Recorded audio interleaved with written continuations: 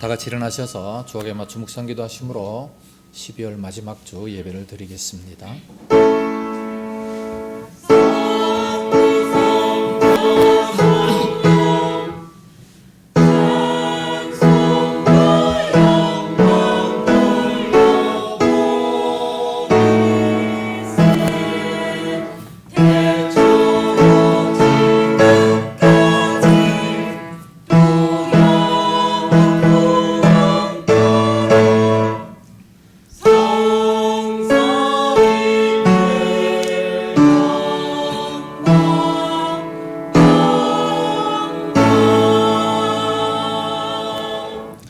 만물의 마지막이 가까웠으니 그러므로 너희는 정신을 차리고 근신하여 기도하라. 무엇보다도 뜨겁게 서로 사랑할지니 사랑은 허다한 죄를 덮느니라. 아멘.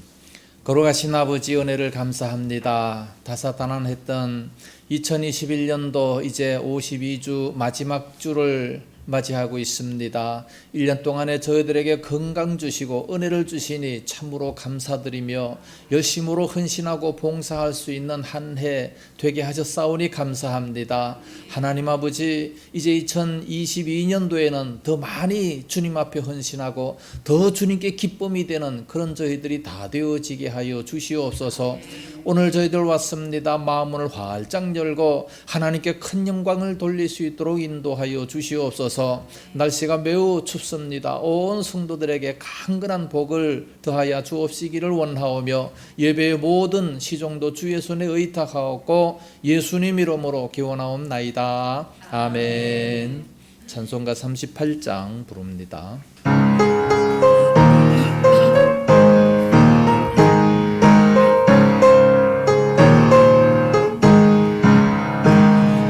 예수 우리 왕이여 이곳에 오셔서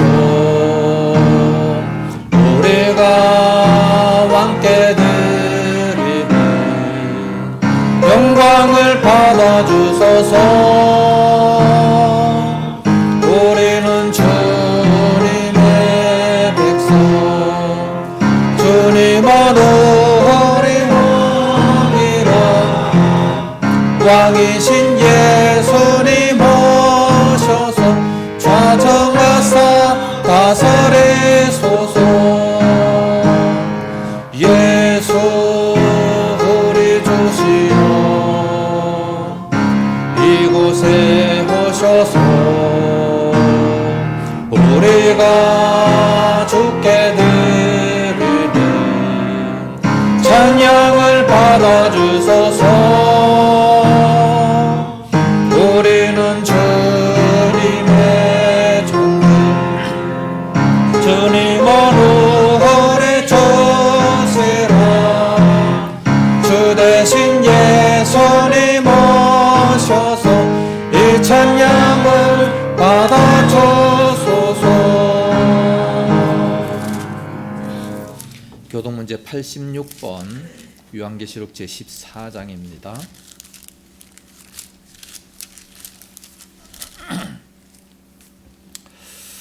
또 내가 보니 보라 어린 양이 시온산에 섰고 그와 함께 14만 4천이 서 있는데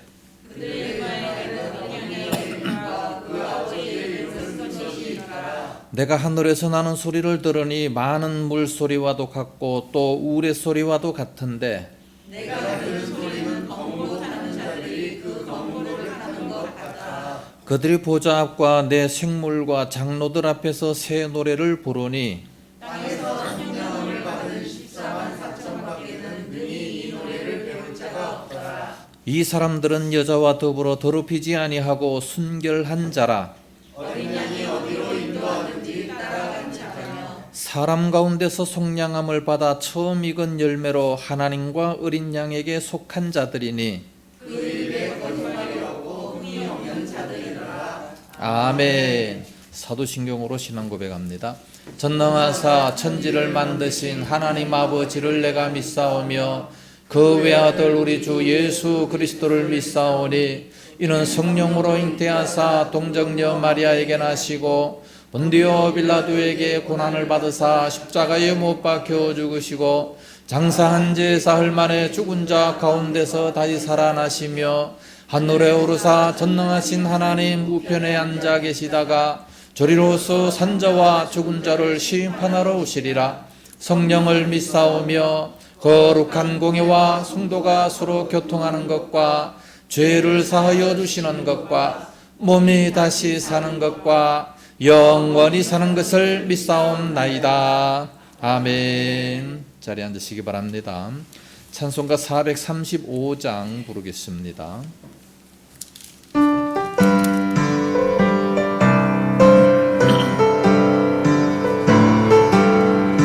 나의 영원하신 계요 생명보다 귀하다.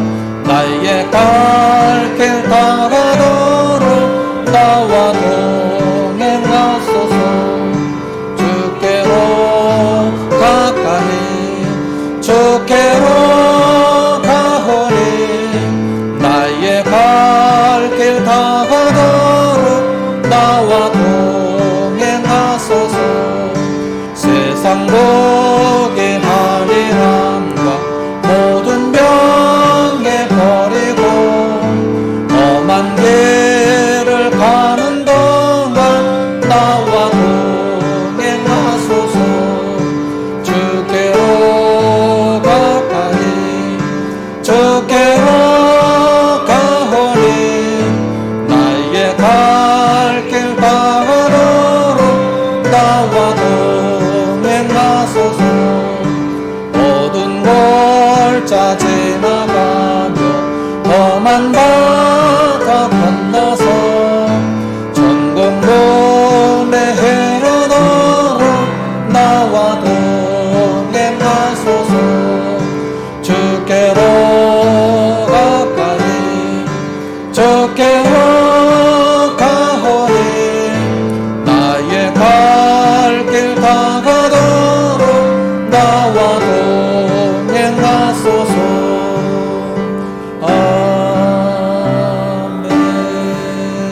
아멘. 이 시간은 다 같이 기도하실 때에 이춘희 권사님 대표로 기도 인도하시겠습니다. 우리를 죄에서 구원하시려 이 땅에 오시어 하늘에는 영광, 땅에서는 평화를 주신 주님 감사합니다.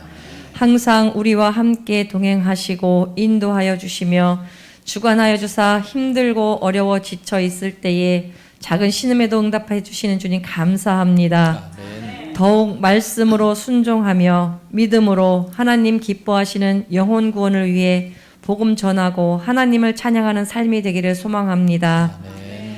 하지만 마귀 권세 아래 있는 이 세상이 지금은 코로나와 오미크론이라는 보이지 않는 바이러스의 침입으로 저희들 삶이 많이 힘들어지고 믿음을 더욱 지켜야 함에도 예배드리는 무리들이 많이 사라지고 있습니다. 주님, 애굽에 7년의 흉년이 왔을 때 미리 요셉의 꿈을 통하여 준비하게 하시고 잘 이겨냈지만 지금은 저희들이 아무런 준비 없이 대책 없이 코로나를 만나고 쓰러졌습니다.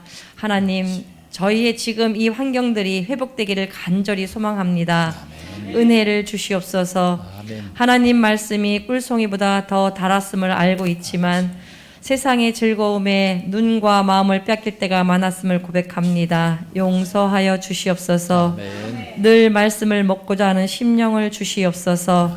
성령의 충만함을 받기 원합니다. 2021년 한 해를 허락하시고 빠르게 지나는 삶이지만 무탈하게 지나게 하시며 하나님께 경배드리는 삶으로 인도하여 주셔서 감사드립니다. 밝아오는 새해에도 하나님을 향한 사랑과 믿음이 더욱 굳건할 수 있도록 지켜주심을 믿습니다. 이 나라 위정자들 지켜주시고 인도하셔서 진정 백성들을 위한 정치를 할 수 있게 하시고 하나님께서 마지막 때에 선교의 나라로 세우심에 세계 곳곳에 파송되는 일들이 많아지는 민족 되기를 소망합니다. 저 북녘 땅에도 십자가의 불이 켜지며 주님의 복음으로 변하는 민족이 되게 하여 주시옵소서. 단위에 세우신 목사님 영육간의 강건함을 더하여 주시고 말씀 선포하실 때 권능으로 전하는 이와 듣는 이들이 모두 은혜의 강물이 넘치게 하여 주시옵소서. 아멘. 믿음의 일꾼들이 더욱 많아지며 주회교회 성도들이 더욱 굳건한 믿음으로 복음 전하게 하여 주시옵소서. 시온 선가대 미약하나마 하나님께 찬양 올려드릴 때 기뻐 흠양하여 주시옵고 모인 우리들 더 큰 기쁨을 누리게 하기를 원합니다. 주님, 믿음 연약하여 이곳에 모이지 못한 이들 붙들어 주셔서 주님 앞에 나와 경배하고자 하는 믿음의 삶으로 인도하여 주시기 원하오며 이 시간 동일한 은혜 내려 주시옵소서. 우리의 구원자이신 예수 그리스도의 이름으로 기도드립니다. 아멘.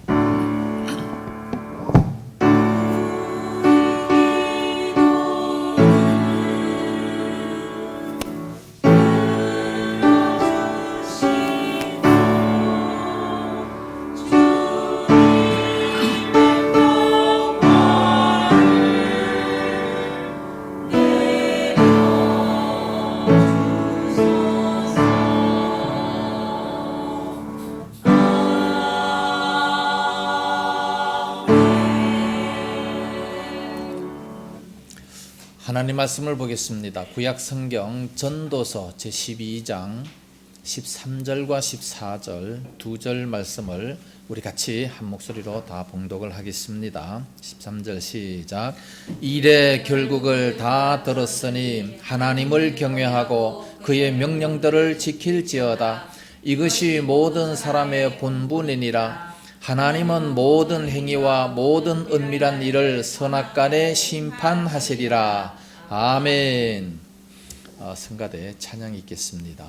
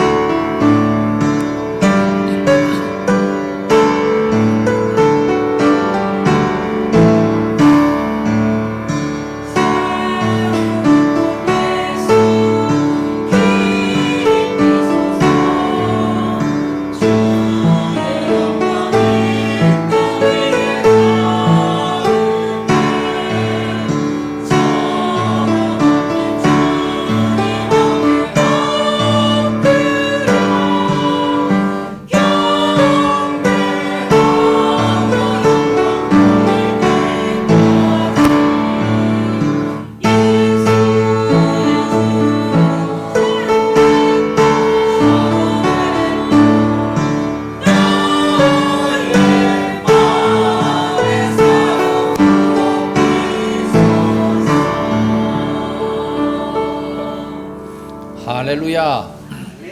기도하겠습니다. 걸어가신 아버지 감사합니다. 살아오는 꽃 예수님을 귀한 시간에 찬송을 했습니다. 아버지 하나님, 참으로 우리들이 날마다 하루에 7번씩 찬양했던 다윗처럼 날마다 감사하고 찬송할 수 있는 저희들이 되어지게 하여 주시옵소서. 아버지 하나님, 참으로 아름다운 찬송으로 힘있게 능력있게 찬양을 했습니다. 저들이 찬송할 때마다 우리들의 마음속에 모든 악한 것들이 다 도망가는 역사들이 나타나게 하여 주시옵소서. 우리 성가대원들 지금은 미약하지만 점점 성장하게 하시고 참으로 점점 발전할 수 있도록 인도하여 주시옵소서. 귀한 시간도 말씀을 들을 때 큰 은혜가 임하게 하여 주옵시기 원하오며 예수님 이름으로 기도드리옵나이다. 아멘.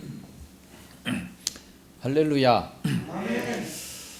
코로나가 벌써 2년 동안 계속되고 있습니다. 작년 1년에 끝날 줄 알았는데 올해도 이제 마지막 주일을 맞이하게 됐습니다.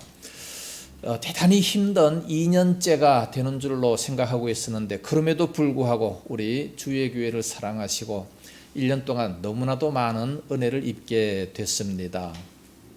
교회도 새로 이렇게 이전해서 참 정착을 하게 되고 참 모든 것을 보면 하나님의 은혜였다 생각이 됩니다. 세월이 참 너무너무 빨리 가게 되는 것을 볼 수 있어요. 성경의 말씀처럼 살같이 빠른 인생이고 하루아침에 안개밖에 안 되는 짧은 인생임을 또다시 한번 실감할 수밖에 없습니다. 인생이 얼마나 빠른지 사진을 찍어 보니까 제 머리가 허옇게 나오더라고요. 아니 이렇게 언제 할아버지가 됐나 깜짝 놀랐습니다. 세월이 참 너무 빠른 것을 알 수 있어요. 제가 다시 젊을 때로 돌아간다면 참 얼마나 큰 일을 힘있게 할 수 있겠는가 생각을 하지만 그것은 이미 때가 지난 것이고 남은 생에 더 주님 앞에 열심을 내야 될 줄로 믿습니다. 어떤 나이 드신 할아버지 한 분이 지팡이를 다 짚고 공원을 산책하고 있었는데 아는 청년 하나가 와가지고 할아버지한테 인사를 했습니다. 할아버지 요즘 평안하십니까? 그랬더니 할아버지가 이렇게 대답을 합니다. 오 자넨가? 그런데 요즘 이 늙은이가 별로 평안하지 못하네. 왜냐하면 내가 살고 있는 집이 점점 허물어져 가고 있기 때문이네. 그랬어요. 그러니까 청년이 깜짝 놀라서 네? 집이 다 허물어져 가요? 그러니까 다시 말을 합니다. 내가 살고 있는 집의 지붕이 다 허물어져 내렸고 창문도 휑하니 구멍이 뚫려서 찬바람이 쌩쌩 들어온다네. 그리고 바람이 불면 곧 넘어질 것 같아서 어쩔 수 없어서 버팀목을 세워야 한다네. 그러니까 그 청년은 어리뚱절해가지고 무슨 소리를 하는 건지 도무지 이해를 못합니다. 그래서 할아버지가 또 얘기합니다. 자네 아직까지도 내 말을 알아듣지 못하겠나? 내 몸을 좀 보게나? 내 머리가 다 벗겨져서 이렇게 지붕이 다 허물어져 버린 것처럼 대머리가 되지 않았나? 그리고 또 내 몸에 이 창문 역할을 하고 있는 눈동자도 이제 침침해서 앞이 보이지 않는구만. 그리고 몸은 여전히 약해질 대로 약해져서 이렇게 버팀목이 되는 지팡이를 짚지 않고서는 도무지 서 있을 수가 없게 되었다네. 그렇게 얘기를 했답니다. 이것이 그 할아버지에게만 적용됩니까? 우리 모든 사람들에게 다 적용이 될 겁니다. 세월이 지나면. 앞으로 세월이 점점 이제 그렇게 찾아오고 있는데 누구에게든지 인생의 마지막이 다 그와 같을 겁니다. 누구에게나 인생의 종말이 찾아오게 되는데 그 전에 우리는 어떻게 살아야 하는가? 대부분 1월 첫 주에 결심을 많이 합니다. 그러나 12월 마지막 주에 가면 다 또 회개하고 후회를 많이 하지 않습니까? 그렇게 살지 못했다. 인생의 마지막 때가 되면 또 다 후회를 하게 됩니다. 그렇게 후회를 하지 않기 위해서 우리는 어떻게 살아야 하느냐? 예수님께서는요 정말로 이 땅에 잘 사셨습니다. 많은 사람들을 섬기면서 희생하면서 정말 하나님의 마음에 꼭 합한 그런 삶을 살아가셨죠. 그래서 마지막 십자가에 죽으시면서 뭐라고 말씀하셨습니까? 다 이루었다. 하나님께서 내게 맡겨주신 그 모든 사명을 다 이루었다 하면서 숨을 거두셨습니다. 오늘날 우리들도 연말이 되면 한 해 동안 맡겨준 거 다 이루었다 그러면서 감격하면서 한 해를 보내고 인생의 마지막이 됐을 때에도 하나님께서 내게 맡겨주신 거 내가 다 이루었다 그러고 기쁨으로 주님 앞에 선다면 얼마나 좋겠습니까? 그러나 대부분 많은 사람들은 후회하면서 또 회개하면서 마지막을 보내는 그런 사람들이 참 많습니다. 오늘 우리 주의 교회는 그래도 우리 모든 성도들이 참 열심을 내서 교회에 잘 나왔어요. 모두가 다 비대면 예배라고 하는데도 불구하고 우리들은 최선을 다해서 생명 걸고 주님 앞에 나와서 1년 52주 동안 꿋꿋하게 예배를 참 잘 드렸습니다. 얼마나 감사한지 몰라요. 우리 오늘 본문에서 보면 인생의 겨울이 다가오기 전에 인생의 목적을 바로 알아야 되고 인생의 본분을 지킬 수 있어야 된다는 것을 미리미리 이렇게 말씀해 주고 있습니다. 세상 사람들은 그걸 알지 못해요. 그냥 지 마음대로 살다가 보니까 마지막에 가서 다 후회를 하지만, 그러나 우리 예수 믿는 사람들은 성경이 미리 다 이렇게 말씀해 주세요. 인생의 목적이 뭐다, 마지막에 오기 전에 이렇게 살아야 된다 라는 것을 미리 이렇게 다 말씀해 주시니까 얼마나 감사합니까? 우리 인생은 목적이 있어요. 목적 없이 그냥 사는 사람은 아무도 없다는 말씀입니다. 뭐든지 목적이지. 이 컵이 왜 있습니까? 물을 담기 위해서. 물을 왜 담아요? 설교자가 목이 마르면 물을 먹기 위해서 이렇게 물을 담아놓는 이런 목적이 분명히 있어요. 이 목적에 어긋난다면, 목적에 어긋나고 만약에 이 그릇이 너무 더럽다든지 뭐 다른 것이 오물이 묻어 있다면 그럼 쓸모가 없어서 버릴 수밖에 없다는 거예요. 목적대로 쓰임을 받는다는 거죠. 하나님이 우리 각자 인생을 왜 만드셨는지 분명한 목적이 있습니다. 그 목적대로 우리는 살아야 돼요. 그렇지 못하면 버리움을 받을 수밖에 없는 겁니다. 성경이 이렇게 미리미리 다 가르쳐 주시니 얼마나 감사합니까? 세상 사람들은 아무것도 모르지만 무조건 돈만 많이 벌고 편안하게 살면 그것을 잘 살았다고 생각을 합니다. 그러나 전혀 그런 것이 아닌 것을 볼 수 있습니다. 오늘 본문 말씀을 통해서 세 가지로 인생이 뭔가를 한번 살펴보겠습니다. 원래 전도서 12장 전체를 다 읽어야 되는데 그냥 본문 맨 끝에만 결론만 딱 읽었습니다. 첫째로, 인생의 겨울이 다가오기 전에 어떻게 해야 되느냐. 인생의 겨울이 분명히 온다는 것을 말씀합니다. 1절 말씀 보면 너는 청년의 때에 너의 창조주를 기억하라. 곧 공고한 날이 이르기 전에 나는 아무 낙이 없다고 할 해들이 가깝기 전에 그렇게 하라 말씀하고 있지 않습니까? 여기 보면 청년의 때라고 하는 것은 우리 인생에서 가장 아름다운 때입니다. 이 청년의 때에 우리가 잊지 말고 명심해야 될 것을 두 가지로 말씀합니다. 첫째는 청년의 때가 영원하지 않다. 곧 공고한 날이 온다는 것이고, 두 번째로는 너의 창조자를 기억하라고 말씀하고 있습니다. 청년 때가 되면 영원히 청년인 줄로 알아요. 안 늙는 줄 압니다. 그래서 뭐 늙은이들을 함부로 무시하고 부모도 무시하고 막 사는 그런 사람들이 있습니다.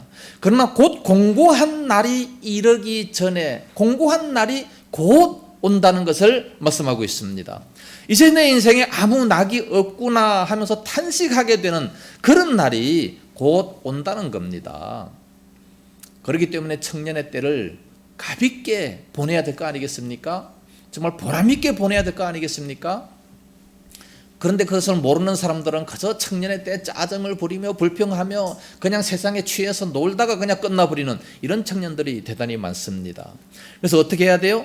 너의 창조자를 기억하라 말씀하고 있습니다. 창조자를 잃어버리면 절대로 안 된다는 말씀이에요. 하나님께서 그 사람에게 젊은 청년의 몸을 주셨는데 그 청년의 몸을 가지고 하나님을 기억하면서 하나님께 영광을 돌려야 되는데 그렇지 못할 때가 너무나도 많다는 겁니다.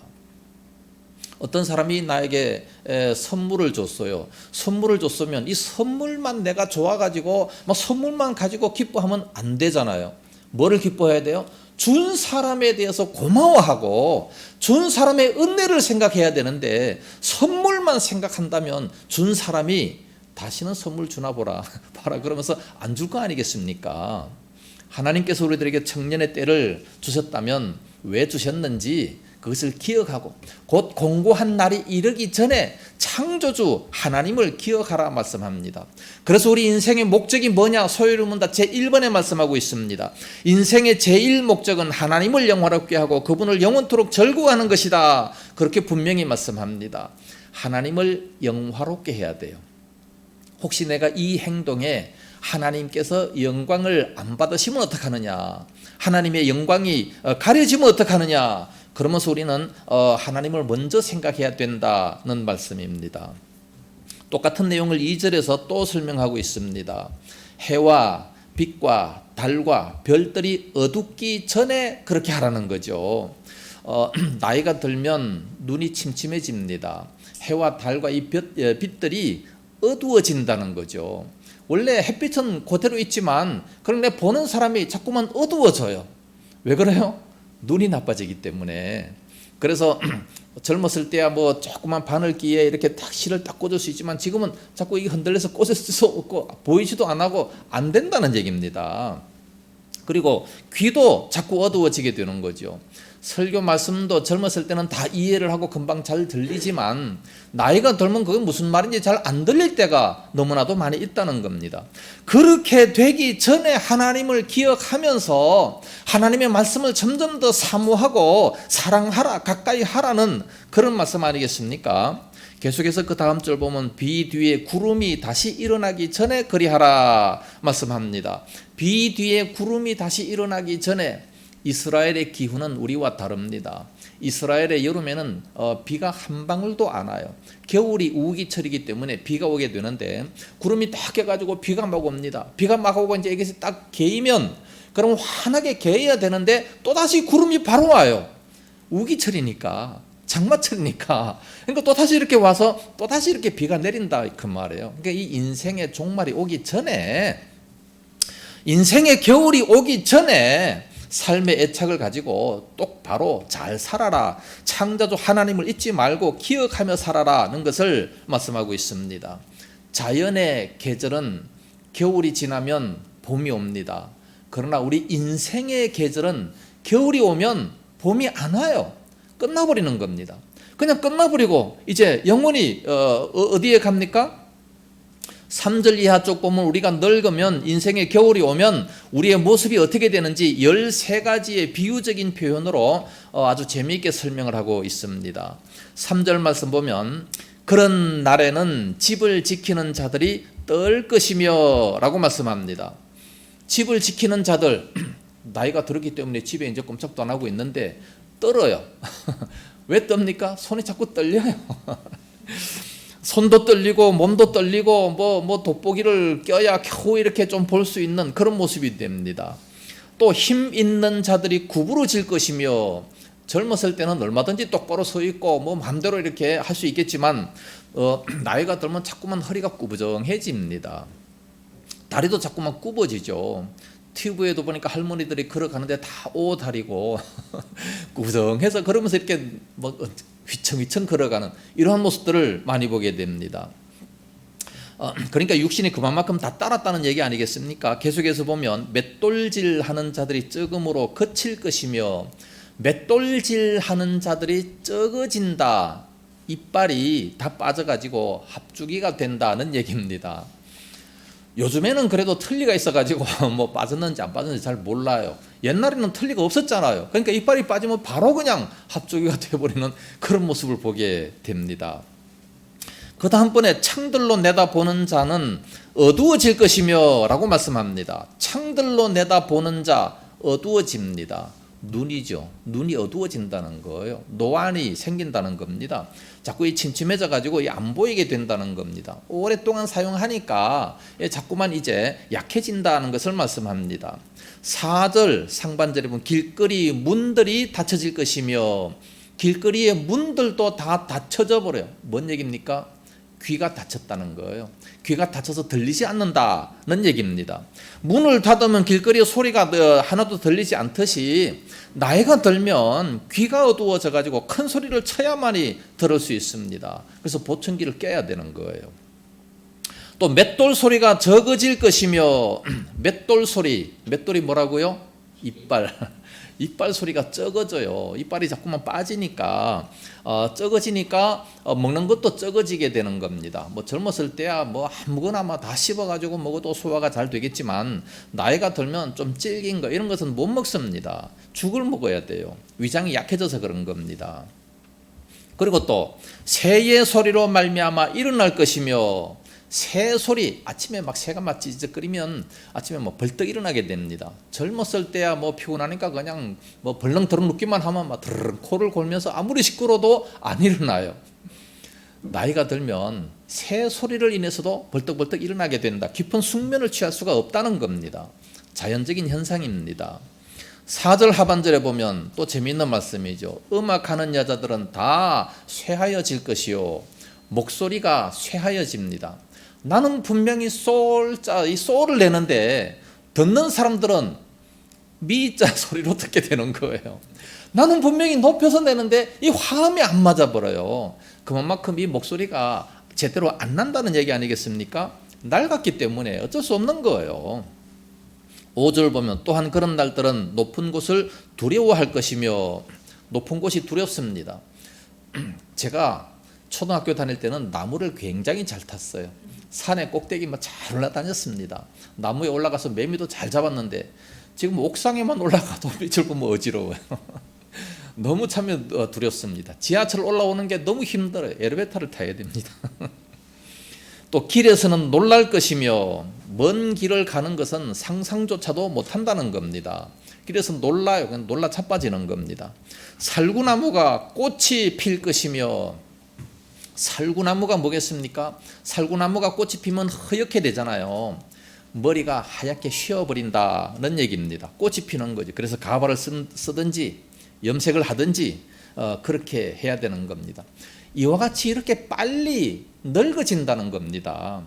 또 메뚜기도 짐이 될 것이며 메뚜기 과거에 참 메뚜기 많이 잡아먹었잖아요. 메뚜기 뭐 한 무리 많이 잡아도 한 두루물을 잡아도 그냥 들고서 와가서 맛있게 볶아 먹고 그랬는데 이제는 메뚜기 한 마리가 짐이 된다는 거예요. 아니 그게 무슨 짐이 됩니까? 늙으면 그렇게 된다는 거죠. 네? 그래서 젊었을 때 성경책 많이 가지고 다니세요. 젊었을 때는 아무리 갖고 다녀도 괜찮아, 안 피곤해요. 나이 들면 성경책 들기가 너무 힘듭니다. 아까 우리 김상환 집사님 저 물 꼽는데 그냥 이렇게 떡 꼽더라고요. 아니 애기 버쩍 들었다가 놓는 것처럼 너무 쉽게 하는데 저는 저게 굉장히 힘들어요. 무거운 것이 참 힘듭니다. 왜? 다 따랐기 때문에 어깨도 아프고 모든 것이 다 힘들어진다는 얘기입니다. 메뚜기도 짐이 될 것이며 어쩔 수가 없는 거예요. 그 다음에 마지막 13번째 정욕이 그치리니 모든 욕망이 다 사라져버리게 된다는 겁니다. 부부 생활도 다 시들해진다는 거죠. 왜 나이가 들면 이와 같은 현상이 나타나게 됩니까? 그 이유가 5절 끝부분에 기록이 되어 있습니다. 이는 사람이 자기의 영원한 집으로 돌아가고 말씀합니다. 영원한 집이 어디입니까? 육신의 집은 우리들의 아파트겠지만 영원한 집은 하나님의 품입니다. 죽을 때가 됐다는 거죠. 죽을 때가 됐기 때문에 그러므로 다 약해져 버린다는 얘기입니다. 그래서 그 다음번에 조문객들이 거리로 왕래하게 되면이라 벌써 죽었어요. 그래서 조문객들이 왔다 갔다 합니다. 이스라엘 지역에는 이 직업적인 울음꾼이 있습니다. 사람이 죽으면 그 집에 찾아가서 대신 울어주는 잘 웁니다. 그래서 막 울어주는 그런 직업이 있어요. 그래서 사람이 이제 죽을 날이 가까워지게 되면 사람들이 조문객들이 그 집에 막 끼웃끼웃하는 거예요. 그러다가 딱 죽었다 그러면 급히 들어가서 막 울어주고 그리고 돈을 받습니다. 이런 직업이 있어요. 조문객들이 이렇게 온다는 거죠. 지금까지 솔로몬은 인생의 겨울에 대해서 노년에 대해서 비유적으로 설명했는데 그 다음에는 그 죽음 자체를 비유적으로 설명하고 있습니다. 6절에 언줄이 풀리고 금그릇이 깨어지고 라고 말씀합니다. 옛날에 유대인들은 돈 많은 사람들은 금그릇에다가 기름을 갖다가 놓고 심지를 놓고 불을 붙였습니다. 전기가 안 들어왔기 때문에 옛날 당시는 금그릇에다가 이제 기름을 넣고 불을 붙이고 이것을 천장 높이 산드리아처럼 이렇게 높이 답니다. 그런데 그 금그릇이 다 깨어져요. 이 줄이 다 깨어집니다. 왜? 세월이 너무 오래 지났기 때문에. 그러니까 세월이 다 지나서 다 낡아진다는 것을 말씀하고 있는 겁니다. 그리고 6절 하반절에 항아리가 샘 곁에서 깨지고 바퀴가 우물 위에서 깨지고 다 깨져버려요 이제는. 항아리도 깨지고 바퀴도 우물 위에서 깨지고 옛날에는요 이 우물이 있었잖아요. 우물이 있으면 그 위에 도로래를 하나 달아요. 도로래를 달아가 긴 밧줄을 해서 이제 이렇게 당기면서 물을 끌어올리잖아요. 그렇게 해서 이제 썼는데 오래되니까 이 도로래가 다 깨져버려요. 줄도 다 깨져버려, 항아리 다 깨져버렸어요. 오래됐으니까 그만큼 세월이 지났다는 얘기입니다. 그래서 이제 인생의 바퀴가 바로 우물 위에서 다 깨어질 그런 날이 있다는 겁니다. 마찬가지로 인생의 겨울에 마지막 때에 우리들의 심장 박동이 다 멈추게 되어진다는 거예요.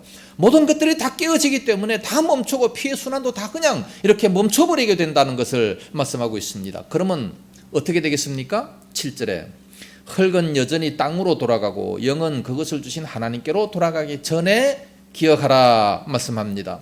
우리의 육신이 어디에서 왔습니까? 흙에서 왔잖아요. 흙으로 사람을 지었잖아요. 그래서 흙으로 왔기 때문에 다시 흙으로 돌아간다는 것을 말씀합니다. 그러나 영혼은 하나님께로부터 왔기 때문에 하나님께로 돌아가게 되는 겁니다. 하나님 앞에서 심판을 받아야 되는 거지요. 이렇게 되기 전에 하나님을 기억하라 말씀하고 있습니다. 이런 사실을 깨닫지 못하는 세상의 많은 사람들은 육신의 쾌락에 파묻혀서 살고 있습니다. 그 육신의 쾌락을 파묻혀서 그저 돈만 많이 벌고 편안하게 살다가 죽는다면 그러면 어떻게 되겠습니까? 8절에 전도자가 이르되 헛되고 헛되도다. 모든 것이 헛되도다. 헛된 인생이 돼버리고 만다는 거죠. 하나님 앞에 아무런 유익도 없는 헛된 인생이 될 수밖에 없다는 거예요. 그래서 그렇게 되면 안 된다는 거 아니겠습니까? 그래서 솔로몬은 지금까지 이렇게 인생의 창조주 하나님을 잊지 말고 기억해야 된다는 것을 지금까지 3번씩이나 그렇게 강조를 합니다. 1절에 너는 청년의 때에 너의 창조주를 기억해야 되고, 2절에도 인생의 겨울이 오기 전에 그렇게 해야 되고, 7절에도 죽기 전에 창조주 하나님을 기억하라고 말씀을 하고 있습니다. 오늘 우리가 젊었을 때 그래도 참 인생이 아름다울 때 하나님을 더욱더 잘 섬겨야 됩니다. 어떤 사람이 꽃을 선물을 했는데 이 꽃을 가장 싱싱할 때, 가장 활짝 피었을 때, 그럴 때 선물하면 기쁘게 받을 수가 있어요. 그런데 꽃이 다 시들어버리고 축 늘어져 버리고 다 떨어진 이런 꽃을 선물하면 기분 좋겠습니까? 안 좋잖아요. 우리가 젊었을 때 가장 활기차고 일을 많이 할 수 있을 그때 하나님 앞에 쓰임 받는다면 얼마나 좋겠습니까? 건강할 때, 일할 수 있을 때, 열심히 있을 때, 그때 우리는 헌신할 수 있어야 됩니다. 그런데 어쩔 수 없이 기회를 다 놓친 사람들은 지금이라도 할 수 없지 뭐 어떡해요. 지금이라도 헌신해야죠. 지금이라도 더 열심히 충성해야 됩니다. 오늘날 이제 우리들은 더 젊었을 때 하루라도 더 빨리 헌신하고 봉사하는 것이 훨씬 더 좋다는 것을 성경 본문에서 말씀하고 있습니다. 그래서 인생의 겨울이 오기 전에 창조자를 기억해라. 연말이 오기 전에 더 열심히 충성해라는 말씀입니다. 두 번째로 인생의 목적입니다. 9절에서 12절까지 말씀인데, 우리 인생이 살아가는 목적이 무엇인지, 그것을 어디에서 발견할 수 있는지를 말씀해 주고 있습니다. 9절에 보면 전도자는 지혜자이어서 먼저 그렇게 말씀합니다. 이 전도자가 누구였습니까? 솔로몬이잖아요. 이 솔로몬은 대단히 지혜로운 사람이었습니다. 그가 왕이 됐을 때에 다른 거 구하지 않았어요. 제일 먼저 지혜만을 구했습니다. 왜 지혜만을 구했습니까? 누구든지 지혜가 모자라거든 후히 주시고 꾸짖지 아니하시는 하나님께 구하라 그리하면 주시리라. 야고보 1장 5절에 말씀을 하고 있습니다. 왜 지혜만을 구했는지 그 9절 다음에 보면 여전히 백성에게 지식을 가르쳤고 이스라엘 백성들에게 지식을 바로 가르치기 위해서 그래서 지혜를 구했다라고 말씀하고 있습니다. 여기서 말하는 이 지식은 세상 지식이 아니고 하나님의 뜻을 아는 그런 지식입니다. 하나님께 가까이 나아가는 그런 지식을 말씀해주고 있습니다. 이스라엘 백성들에게 하나님의 뜻이 무엇인지 가르치기 위해서 이 솔로몬은 오직 지혜 한 가지만 구했다 그렇게 말씀합니다. 하나님의 뜻대로 백성들을 지도하기 위해서 그렇게 했다는 말씀이죠. 솔로몬이 이스라엘 백성들에게 하나님의 뜻을 전하기 위해서 한 것이 무엇이냐? 9절 하반절에 세 가지로 나옵니다. 첫째는 생각하고, 둘째는 연구하고, 셋째는 자문을 많이 지었다 말씀합니다. 백성들에게 가르치기 위해서 먼저 율법을 생각을 많이 했습니다. 오늘 우리가 이 성경을 생각을 많이 해야 됩니다. 그리고 연구하며 자세하게 탐구했다는 겁니다. 주야로 묵상하면서 탐구했어요. 성경을 그냥 한번 쭉 읽어 내려가서 끝내버리는 게 아니라 깊이 좀 관찰하고 연구하고 탐구하고 묵상하는 그런 모습이 되어야 돼요. 그래서 깨달은 이 진리의 말씀을 어떻게 했습니까? 잠언을 많이 지었으며 잠언을 지었어요. 글로 썼다는 얘기입니다. 글로 썼는데 이것이 얼마나 많이 썼느냐? 열왕기상 4장 32절에 보면 솔로몬이 잠언 3,000개를 지었다라고 말씀합니다. 오늘날로 말하면 책을 3,000권을 기록했다는 얘기예요. 3,000권을 기록했다는 것은 얼마나 대단합니까? 문학 박사예요. 문학 박사. 솔로몬은 정말 문학 박사입니다. 이렇게 잠언 3,000개를 지었다 말씀하고, 그러니까 이 기록해준 이 말씀의 성격이 어떠한가를 본다면 10절에 전도자는 힘써 아름다운 말들을 구하였나니 그랬습니다. 그렇게 잠언을 기록한 것이 너무나도 아름다운 말이었고 은혜로운 말이었다는 그런 말이죠. 그리고 진리의 말씀을 정직하게 기록하였느니라. 그 말씀은 바로 진리의 말씀이고 정직한 말씀이고 은혜로운 말씀으로 그렇게 기록했다는 얘기입니다. 11절에 보면 지혜자들의 말씀들은 찌르는 채찍 같고 그랬습니다. 하나님의 말씀을 우리가 잘 귀를 기울여 듣다 보면 우리를 찌르는 채찍과도 같아서 우리 인생이 바른 길로 갈 수 있게 되는 겁니다. 좌로나 우로나 치우치지 않고 똑바른 길로 갈 수 있어요. 좌로나 우로나 치우치는 만큼 그만큼 우리는 더 해로운데 더 잘못되는데 근데 바른 길로 갈 수 있도록 그렇게 만들어주는 겁니다. 그래서 어떤 삶을 삽니까? 회중의 스승들의 말씀들은 잘 박힌 못 같으니 그랬습니다. 못으로 딱 박아놓으면 요동치 않습니다. 우리 인생을 하나님의 말씀으로 딱 못 박아놓으면 세상의 마음 빼앗기지 않고 요동하지 않아요. 든든하게 세워진다는 겁니다. 바로 이 솔로몬의 말씀이 그와 같다는 거죠. 솔로몬의 말씀이 왜 그와 같습니까? 왕이라서 그래요? 왕이 한 말이라 그렇습니까? 그것이 아니죠. 왜 그렇습니까? 다 한 목자가 주신 바이니라 라고 말씀합니다. 한 목자 누굽니까? 여호와 하나님이 되신 이스라엘의 목자 되신 하나님께서 주신 말씀이기 때문에 그래서 그 말씀들은 잘 박힌 목과 같다 말씀합니다. 그래서 솔로몬이 기록한 이 전도서의 말씀은 바로 신적인 권위가 있다는 겁니다. 그래서 잘 박힌 못처럼 든든하게 세워질 수가 있다는 거죠. 그래서 지혜가 모자라는 사람들은요 잠언서를 좀 많이 읽고 전도서를 많이 읽다 보면 정말 삶의 지혜가 놀랍도록 생기는 그런 모습을 볼 수 있습니다. 왜? 그게 바로 하나님의 말씀이기 때문에 하나님의 잠언이에요. 하나님께로부터 받아서 기록한 것이기 때문에 그렇다는 말씀입니다. 베드로후서 1장 21절 말씀에도 보면 이 모든 성경은 하나님께서 하나님으로부터 직접 받아서 기록했기 때문에 그래서 하나님 말씀이다 그렇게 말씀하고 있습니다. 그러면서 12절에 한 가지 주의를 주고 있습니다. 내 아들아 또 이것들로부터 경계를 받으며 많은 책들을 짓는 것은 끝이 없고 많이 공부하는 것은 몸을 피곤하게 하느니라. 공부하기 싫은 사람들은 요 구절을 많이 인용을 해요. 요 구절을 인용해서 몸만 피곤하게 만든다 그러는데 그런 말씀이 아닙니다. 공부하지 말란 얘기가 절대 아니고 세상에서 아무리 책을 많이 짓고 또 공부를 많이 한다 하지만 그래도 하나님의 뜻을 모른다는 겁니다. 인생의 이 복잡한 문제들을 세상적인 학문을 가지고 어떻게 해결할 수 있느냐 못한다는 얘기예요. 세상적으로 아무리 해결하려고 하지만 머리만 아프다는 얘기입니다. 그래서 세상적으로 심리학이니 뭐니 별것을 다 갖다 놔도 하나님 말씀하고는 비교할 수가 없는 거예요. 우리는 하나님의 말씀으로 날마다 교훈을 받아야 됩니다. 그래서 어떻게 해결할 수 있는가? 오직 한 가지입니다. 하나님의 말씀인 성경을 사랑하고 성경을 묵상할 때 우리 인생이 왜 사는지 바르게 깨달을 수 있다는 겁니다. 세상 책을 아무리 많이 봐보세요. 인생을 왜 살아야 되느냐? 인생의 목적이 뭐냐? 가르쳐주는 거 있어요? 없어요. 그러나 성경을 읽다 보면 우리는 왜 살아야 되는지, 인생의 목적이 뭔지 확실하게 알 수가 있는 겁니다. 그러므로 꿀송이 같이 더 단 이 성경 말씀을 우리는 많이 묵상할 수 있어야 된다는 겁니다. 이것이 바로 찌르는 채찍과 같고 잘 박힌 못처럼 우리 인생을 든든하게 세워줄 수 있게 된다는 말씀입니다. 그러므로 은혜로운 이 말씀을 우리는 날마다 붙잡고 살아가야 돼요. 날마다 읽을 수 있어야 됩니다. 삶의 목적은 바로 이 성경 말씀에서 나오게 되는 겁니다. 세 번째로 인생의 본분입니다.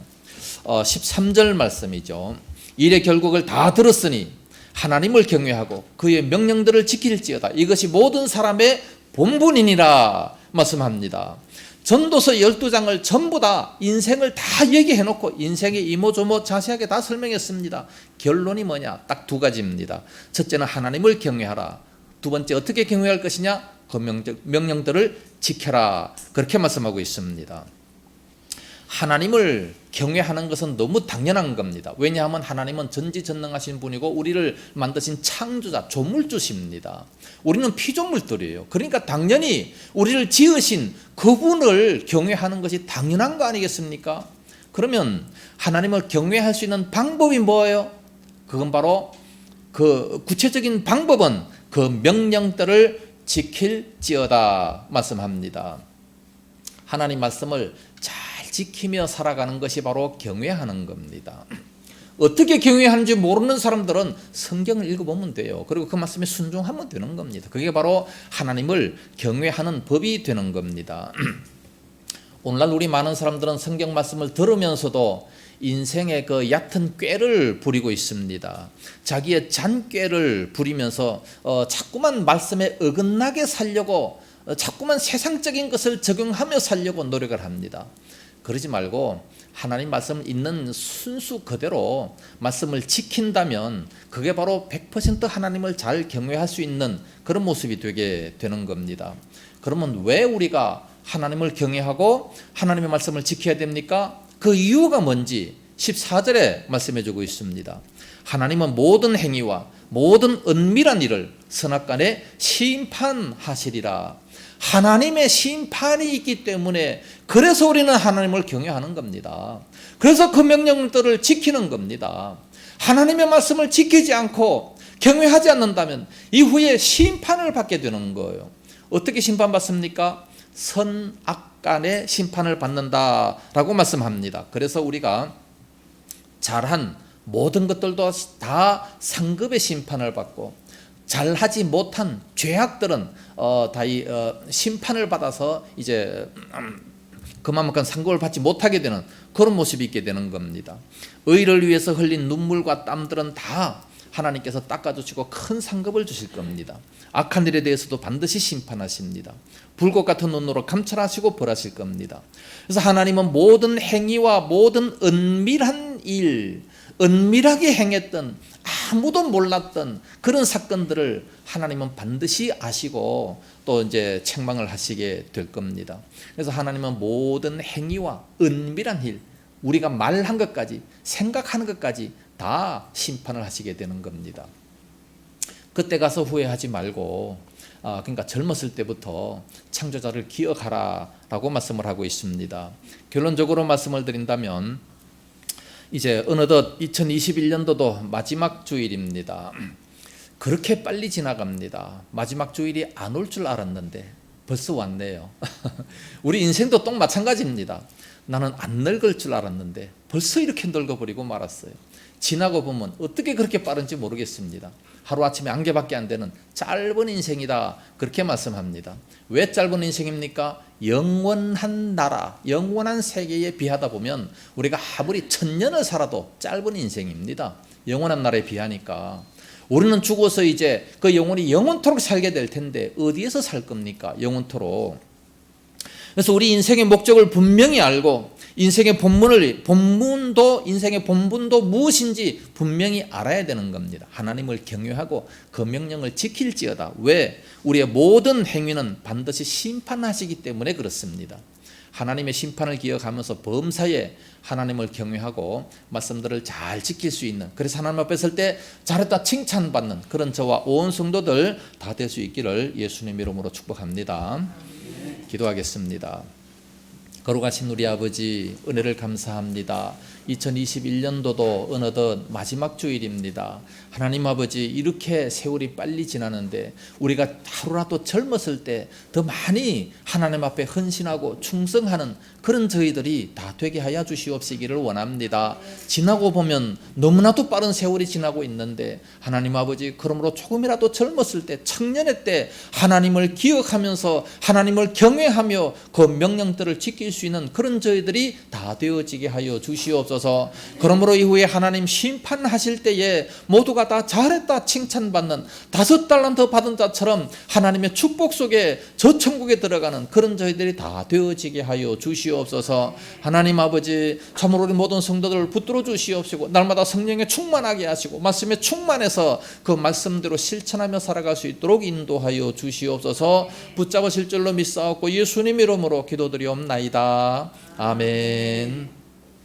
찬송가 436장 부르시면서 준비하신 헌물을 하나님께 드립니다.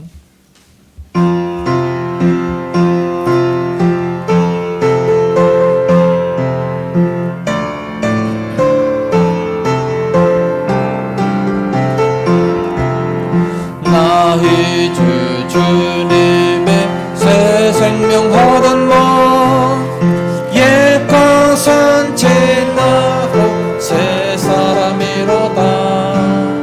그 생명 내 맘에 강같이 흐르고 그 사랑 내게서 해같이 빛난다.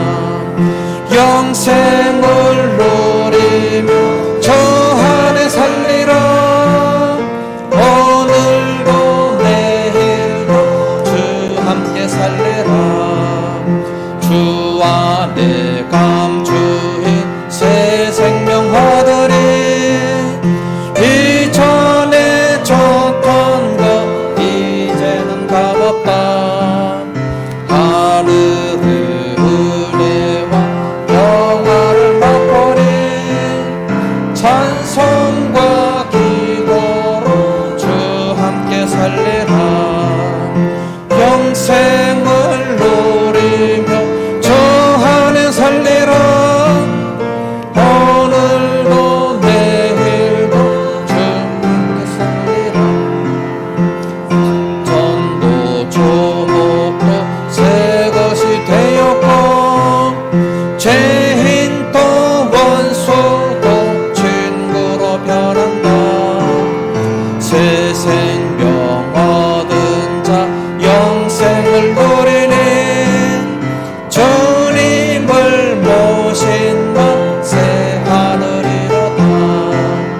영생을 누리며 주 안에 살리라. 오늘도 내일도 주 함께 살리라. 주 따라가는 길 험하고 멀어도 찬송을 부르며 뒤따라가리라.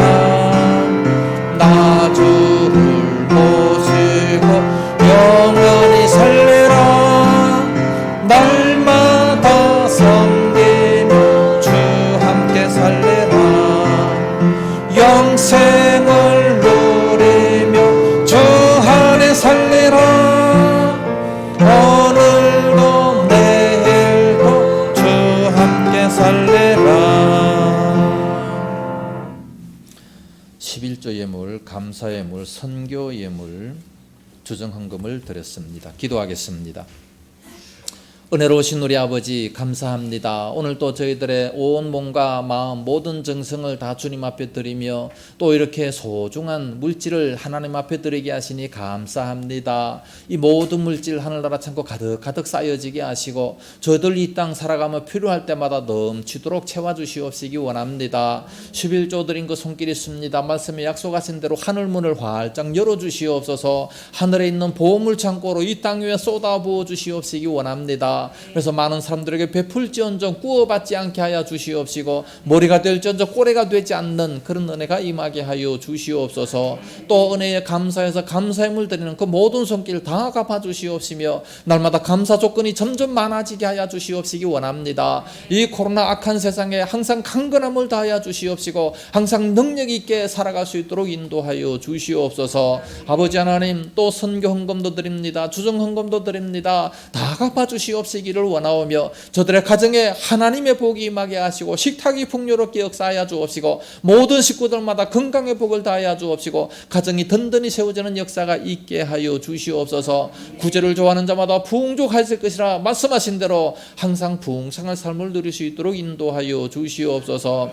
귀한 예물 드리는 모든 손길마다 함께하여 주옵시기를 원하오며 이 모든 물질에 쓰이시는 곳곳마다 하나님 영광이 풍성하게 드러나게 하여 주시옵소서. 믿사옵고 예수님 이름으로 기도드리옵나이다. 아멘. 이제 연말이기 때문에 내년 2022년도 한 해 동안 충성할 일꾼들을 이제 임명을 하도록 하겠습니다. 주부에 다 기록이 되어 있습니다. 우리 주의교회 항종직은 임명하는 것이 아닙니다. 영원토록 있는 그런 직분입니다. 담임 목사 김동희, 시무 집사 김상환, 김용선, 시무 권사 이춘희, 명예 권사 김순태, 김필순, 전호길. 이것은 임명하는 게 아니고 이것은 항종직이기 때문에 계속 죽을 때까지 그대로 있는 겁니다.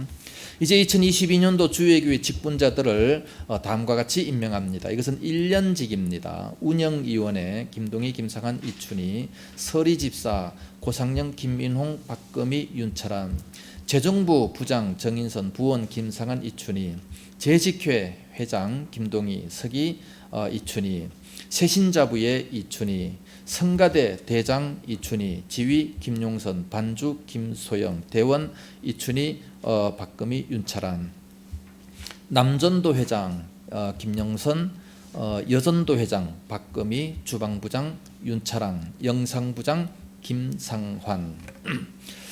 네, 우리는 교회가 작기 때문에 지금까지 다 합해서 열심히 일을 했습니다. 이렇게 특별히 이렇게 이름을 이렇게 기록해 놓는 것은 이제 책임지고 일하라는 이제 그런 뜻이고, 항상 우리가 같이 일을 해 왔습니다. 뭐 식사도 다 같이 그렇게 일을 해 왔고 했기 때문에 물론 다 같이 하는 거지만 그러나 특별히 책임지고 이제 일을 할 사람을 이렇게 임명을 합니다.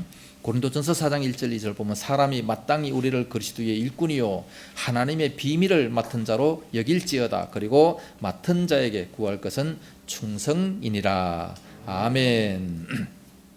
예, 주방부장하고 여전도 회장을 이제 오래 했기 때문에 또 이렇게 이제 잠시 또 한번 바꿔봤습니다. 한번 그렇게 또 해보시고 그리고 또 이렇게 바꾸고 이제 그렇게 한번 해보시기를 바라겠습니다. 교회 소식을 알려드리겠습니다.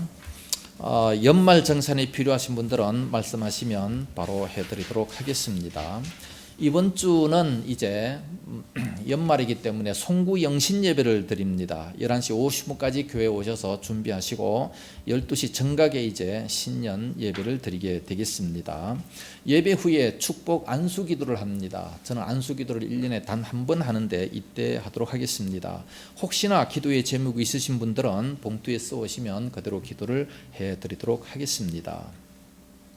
오미크론 확산으로 말미암아 오늘부터 2주간 동안 식사를 하지 못함을 이해해 주시기 바랍니다. 아울러 오후 예배도 2주간 동안만 쉬도록 하겠습니다.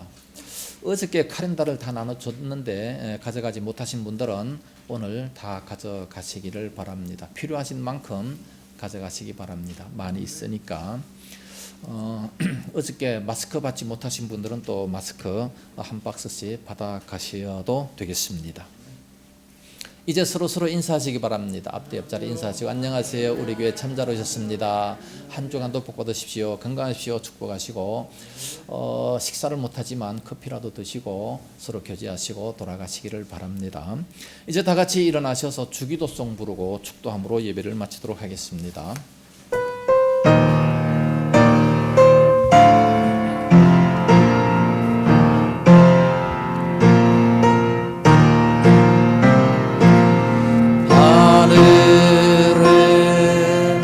계신 아버지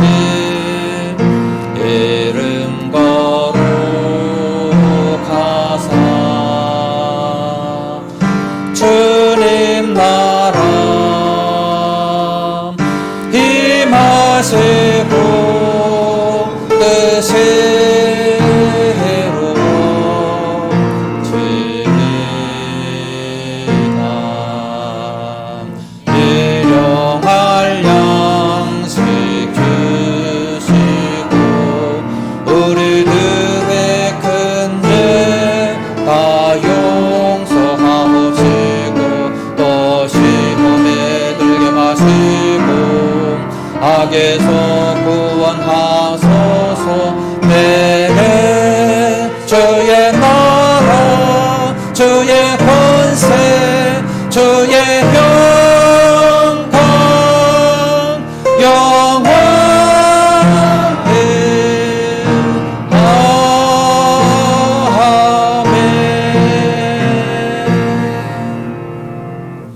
이제는 온 교회 머리 되신 예수 그리스도의 은혜와 독생자 주신 하나님 아버지의 무한하신 사랑하심과 성령님의 감화하시며 감동하시고 위로 교통 충만 역사하심이 이 시간도 귀한 말씀을 들으면서 인생의 본분이 뭔지 분명히 깨달아 그대로 살기 원하는 우리 모든 성도들 머리 위에와 저들의 가정 위에와 또 직업 위에 이 나라 민족 위에 이제와 영원까지 함께 있을지어다. 아멘.